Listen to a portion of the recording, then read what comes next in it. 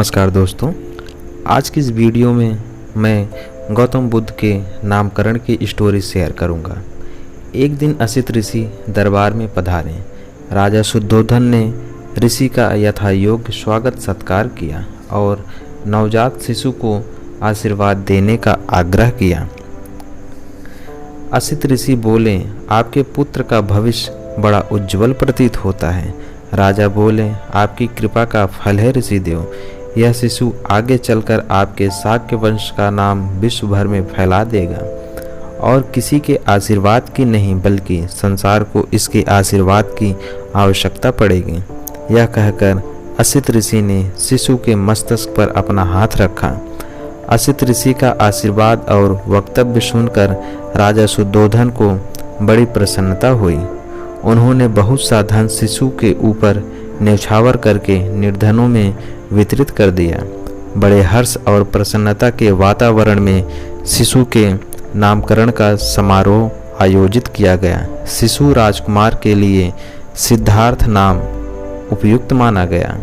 जब से सिद्धार्थ का जन्म हुआ था, राजमहल के वातावरण में एक अनोखी सी प्रसन्नता का भाव समाहित था। चारों ओर जैसे शिशु के स्पर्श कर मंद सुगंध समीर के झोंके राजमहल में अटखेलियां कर रहे थे। काल की गति बड़ी बलवान होती है और कोई इसे सरलता से नहीं समझ सकता। राजमहल में प्रसन्नता की बयारें बहाकर संभवतः काल कोई विडंबना रच रहा था। तभी तो राजमहल की प्रसन्नता उसे फूटी आंख न सुहा रही थी।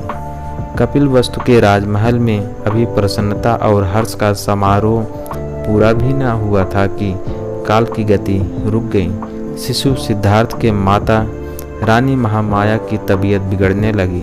रानी महामाया ने शिशु सिद्धार्थ को रानी प्रजावती की गोद में डालते हुए कहा, बहन, संभवतः अब मैं न बचूंगी। नहीं दीदी, ऐसा न कहिए। रानी प्रजावती विलाप करते हुए बोली, प्रजा मेरी बहन, कृपया शांत हो जाइए और ध्यान से मेरी बात सुनिए। रानी महामाया ने प्रजावती को शांत करते हुए कहा, मेरे पास अधिक समय नहीं है। कहिए दीदी, कहिए, मैं आपकी हर आज्ञा का पालन करूंगी। प्रजा, आज्ञा नहीं, अनुरोध है। कहिए तो दीदी।